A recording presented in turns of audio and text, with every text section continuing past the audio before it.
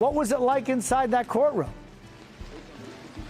It was quite tense, right? So Jack Smith is on the other side of the courtroom, and he has basically 3 or 4 rows of his lawyers from his office. Donald Trump, on the other hand, had a smaller group. They actually had an extra role they weren't able to fill up. But essentially, Donald Trump walked in 5 minutes before this proceeding got underway.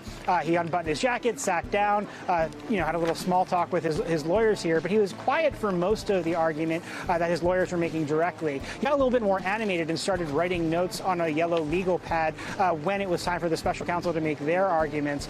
So he heard some things he obviously didn't like there. But honestly, the thing that he got the most worked up about amidst all this legalese that probably went over his head is when his own lawyer, after Donald Trump had scribbled those yellow notes on rebuttal, had said essentially that Donald Trump was leading in all of the polls, and this was all about Joe Biden trying to keep him out of office. Just sort of a very sharp political argument is what Donald Trump liked the best. And when Donald Trump heard his lawyer make that argument, he sort of shook his head vigorously. And that was sort of the most animated that we saw him during this entire proceeding, Jose. So there were the political arguments, but then, of course, the legal arguments that are key. Ryan, what were the main arguments from each side?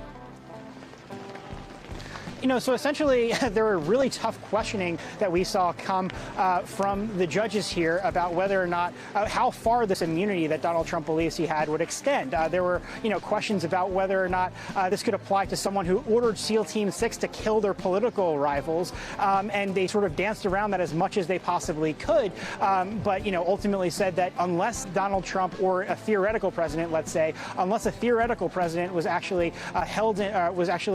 impeached and found guilty, then they could not prosecute him. Basically, Judge Pan was sort of trying to narrow down Donald Trump's lawyers to basically say that, to admit that basically what this boils down to is their argument that the only way that a president can be prosecuted is if he is impeached and found guilty by the Senate. The judges could decide on that, and they wanted to boil down on whether that is the whole argument, because, I think in their view, in the judges' view, the sort of consensus we're coming to is that that's not what the rule is, that there are other ways for individuals to be held accountable other than just being impeached and then found guilty by the Senate, Jose. Yeah, Joyce, it was interesting to see and hear the judges. They seemed skeptical of Trump's lawyers' argument, especially the issue of that a president is essentially immune unless he is impeached, found guilty by the Senate. What did you make of those arguments? Right. I think this panel very clearly did not buy the former president's immunity argument. The most difficult questions that they lobbed at the government lawyers were, okay, if we rule for you, what does the rule look like going forward? Are presidents prosecutable for everything that they do while they're in office? And so there was a fairly detailed conversation where the government lawyer said, look, you don't have to decide that question for all time. You can carve that out. You can say that there might be some immunity in very specific questions. For instance, when a president relies on his lawyer's advice to launch a drone strike. But here it's clear that there's no immunity. And the government did something very clever, I think possibly an argument for the Supreme Court down the road. They referenced one of the amicus briefs where some conservative lawyers argued this case could simply be decided as a matter of the executive vesting clause of the Constitution, which says that there's an interest, that there's a governmental interest in making sure following each election that the government is passed on, that control of the White House is passed on to the winner of that election, executive vesting. And so you might say that here, where a former president interferes with that specific clause, there is no immunity. And that view, if adopted, I think the panel decision, frankly, will be broader, saying that there's no immunity. But perhaps that very limited basis for ruling that there's no immunity will be attractive to the Supreme Court. Yeah, and Andrew, bringing up something Ryan just mentioned, the judges asked Trump's lawyer hypothetical questions about whether a president can be prosecuted for certain acts. Here's one of those questions and the response from Trump's attorneys. Take a listen. Could a president who ordered SEAL Team 6 to assassinate a political rival who was not impeached, would he be subject to criminal prosecution? If he were impeached and convicted first. And so your answer is no. My answer is qualified yes. There's a political process that would have to occur under the structure of our Constitution, which would require impeachment and conviction by the Senate. So that's interesting, Andrew, that the fact is that Trump's attorney is essentially saying, yes, essentially a president could order the assassination of somebody, a politician, but only prosecuted if he is found to be guilty in a conviction by the Senate. In other words, what do you make of that answer of that question?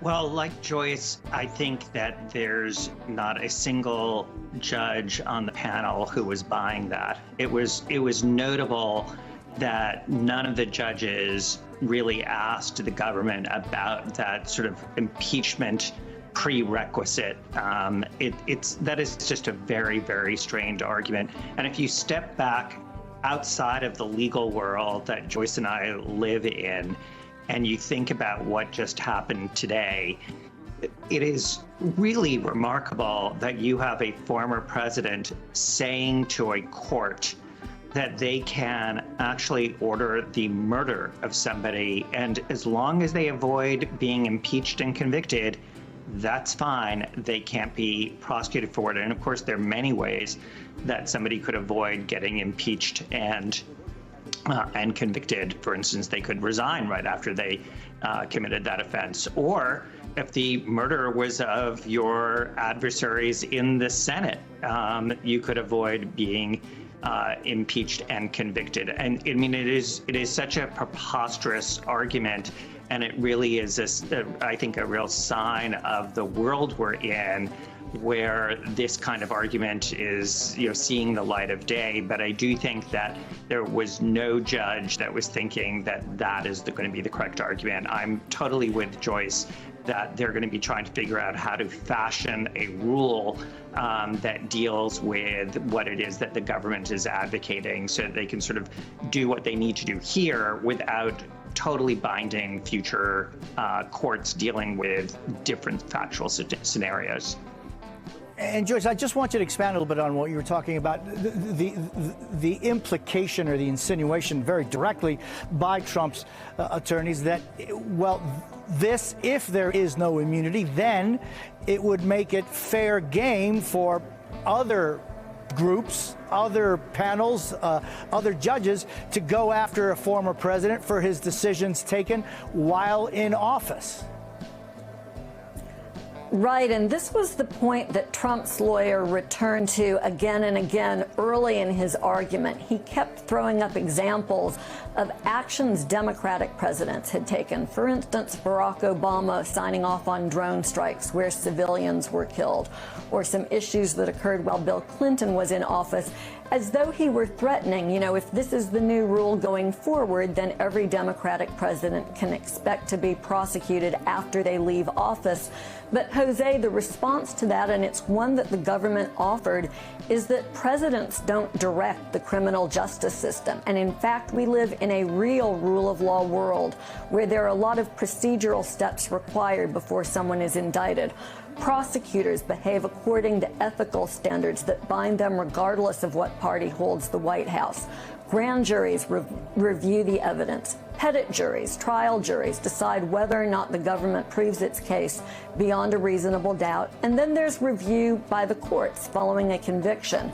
And so this possible list of horribles that Trump's lawyers want to throw up if a president doesn't have immunity in Trump's situation really doesn't make sense if we do what Andrew suggests. And if we step back a little bit out of the legal world and use our common sense to think about where there should be presidential immunity, I think we can all land where this court is clearly landing, that one place where a president shouldn't have immunity is when he tries to interfere with the outcome of an election.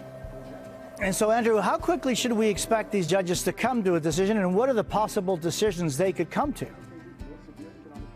That, to me, is the whole ball game. It's the question of the clock, because I think the ruling is going to be to support Judge Chutkan in one way or the other. I think that the data point that we have on timing is that this case was briefed and heard incredibly quickly.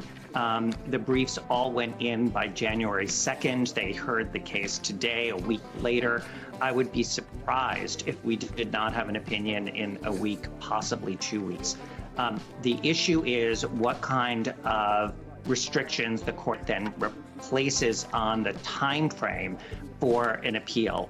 So Donald Trump can do a couple things. One, he can seek en banc review, that is a review by the whole court. He could ask the panel also that heard it to rehear it. So those are ways to delay it within the DC circuit.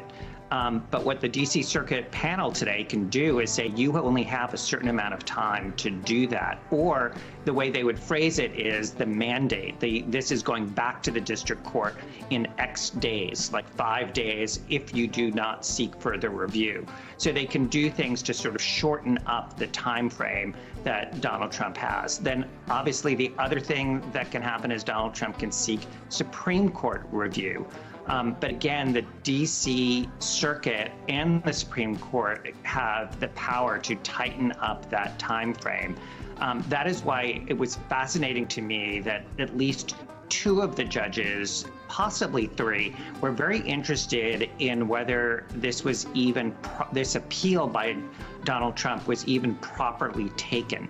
In other words, whether the court should have heard this, because the normal rule, as Joyce knows, as being an experienced appellate lawyer, is the normal rule in a criminal case is that you only can appeal once the case there's a verdict in the case, at the end of the case. You don't get to do these sort of interim appeals. This is very much an exception, and the circuit was very interested in whether this was properly before the court to begin with. Why is that important? Because if it's not properly there, they can send it back to Judge Chutkan and say, you're green lit, go forward.